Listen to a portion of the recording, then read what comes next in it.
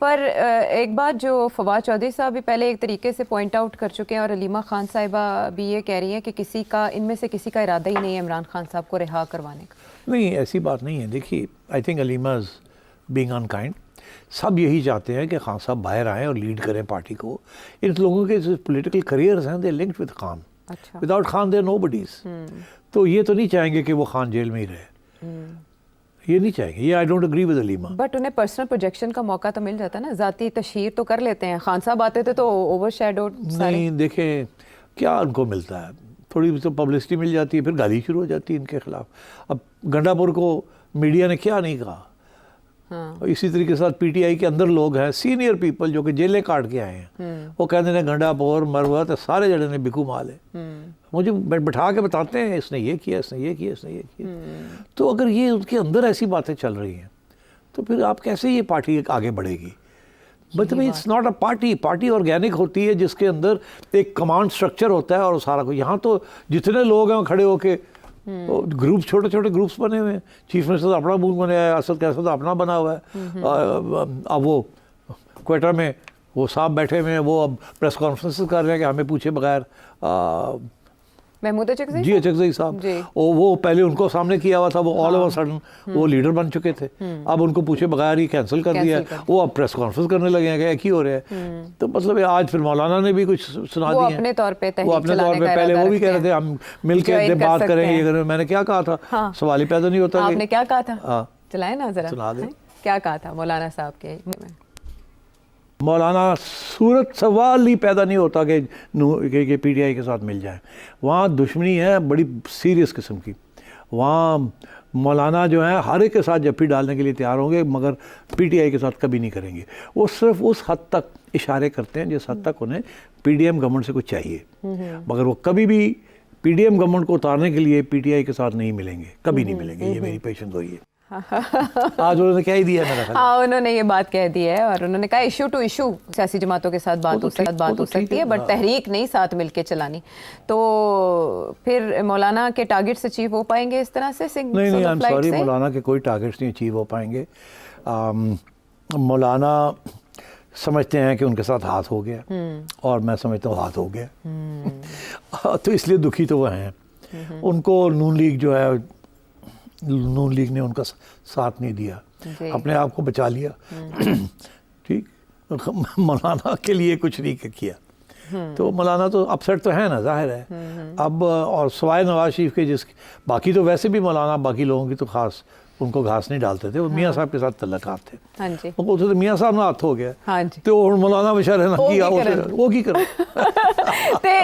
मतलब ये आगे तहरीक चलाएंगे, टारगेट करेंगे इस हुकूमत को, शहबाज शरीफ साहब को, आसिफ अली जरदारी साहब को, तो प्रेशर बिल्ड कर पाएंगे इस्टेब्लिशमेंट के ऊपर या इनडिफरेंट रहेगी इस्टेब्लिशमेंट? मौलाना जी, मौलाना इस्टेब्लिशमेंट को भी टारगेट कर रहे हैं। बट मौलाना के साथ अभी तक उन्होंने नहीं भूला जो फैज़ ने किया था।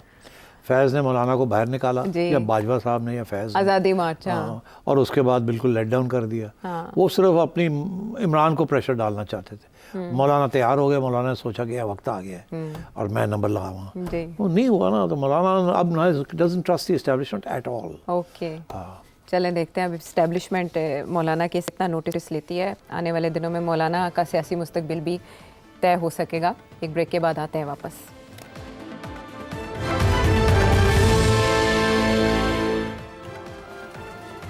शो में एक बार फिर खुशामदीद। और जैसे कि बात हो रही थी इमरान खान साहब की और उनकी सियासत की, आपने बताया कि अभी श्रिंक होती जा रही है उनके लिए स्पेस।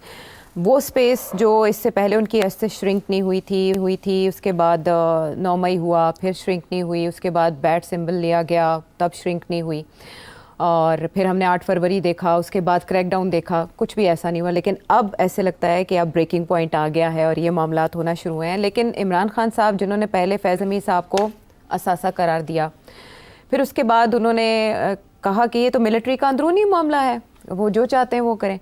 फिर उसके बाद उन्होंने, जब उनसे ये पूछा गया कि उनके ट्रायल का मामला और वो हेल्प करते रहे आपको, तो उनका कहना था कि रिटायरमेंट के बाद तो इंसान वो हीरो से ज़ीरो हो गए थे, वो कैसे हेल्प कर सकते थे। वो मुतालबा कर रहे हैं जनरल रिटायर्ड फैज़ हमीद के ओपन ट्रायल का। मैंने भी आपसे एक प्रोग्राम में एक सवाल किया था जिसके जवाब में आपने क्या कहा था सुनवा देते हैं पहले जी। मेरा ख्याल है they will try to prove two things, corruption अपनी जगह पे वो तो करेंगे ना, बिकॉज एज आई सेड वो पेग लेना था। और वो फौज के अंदर इन्होंने पहले भी, जनरल कियानी ने भी, जनरल रहील शरीफ ने भी एक्शन लिए थे ऑन करप्ट प्रैक्टिसेस। उसी चीज़ जो है वो उसके ऊपर भी मैं समझता हूँ, without informing the public about what was happening और without the trial giving concrete information public करने के वो बयानिया नहीं कायम होगा जब तक आप पब्लिक को बताएंगे नहीं और इनटू कॉन्फिडेंस नहीं लेंगे पब्लिकली कि क्या ये हो रहा था और क्या नहीं था। तो मेरा ख्याल है कि वो भी चलेगा साथ साथ। अच्छा। अब ये नहीं होगा कि खुफिया ट्रायल होगी, मेरा ख्याल है इनके ये उसको पब्लिक ट्रायल ही करेंगे। अब इस पे ख्वाजा आसिफ भी ये कह रहे हैं कि अगर इनका इमरान खान साहब का ट्रायल हुआ तो वो ओपन होगा। There is so much confusion. माजी में कोई मिसाल है कि किसी जनरल की इस तरह से ओपन कोर्ट में ट्रायल हुई हो? अच्छा, माजी में जो हुआ ना, हाँ। वो कोर्ट मार्शल्स हुए हैं जहाँ सिविलियंस भी इन्वॉल्व थे और फौजी भी इन्वॉल्व थे। अच्छा। और वो किसी सूरत में पब्लिक में नहीं हुए, they were in close door and they were summary trials. उसमें ड्यू प्रोसेस नहीं होता समरी ट्रायल में, इसीलिए तो उसको कोर्ट मार्शल कहते हैं। हफ्ते के अंदर 6 विटनेसेस ने, 4 विटनेसेस ने, इनफ एविडेंस, ख़त्म। आप कहते हैं मुझे ये नहीं मौका मिला, ख़त्म, close judgement, that's it. Okay. फिर एक वही अपील होती है, वो भी ठा करके रिजेक्ट हो जाती है। वो आज तक बहुत कम केसेस हैं जहाँ मिलिट्री कोर्ट ने कोई फैसला किया और उसके ऊपर जो अपील प्रोसेस है उसमें उसको चेंज किया और नहीं होता, इट्स डन।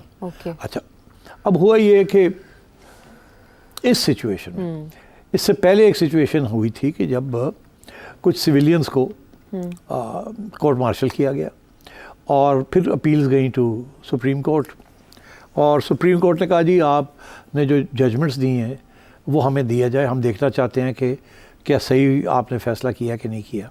अच्छा। उसमें ज़ाहिर है दी इस्टेब्लिशमेंट डिडंट लाइक इट। ये पेशावर हाई कोर्ट में स्पेशली वहाँ से ये शुरू हुआ था सिलसिला चैलेंजिंग मिलिट्री कोर्ट्स।